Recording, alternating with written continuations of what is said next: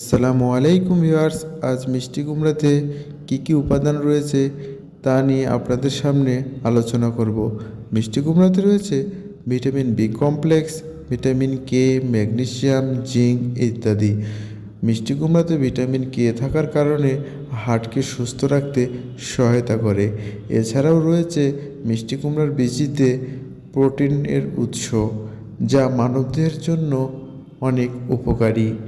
এবং মিষ্টি কুমড়ার বিচিতে ফাইবার থাকার কারণে এটি হজম শক্তি বৃদ্ধি করে এবং আয়রন থাকার কারণে রক্ত স্বল্পতা দূর করে।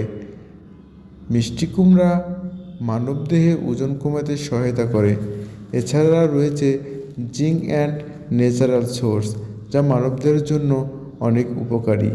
মিষ্টি কুমড়ার বিচিতে প্রচুর ভিটামিন থাকার কারণে এটার বিকল্প নাই। এর জন্যে অ্যাজ এ স্ন্যাক্স হিসাবে খাদ্য তালিকায় মিষ্টি কুমড়া রাখা উচিত। এবার আসি টমেটো। টমেটো আমাদের সবারই প্রিয়।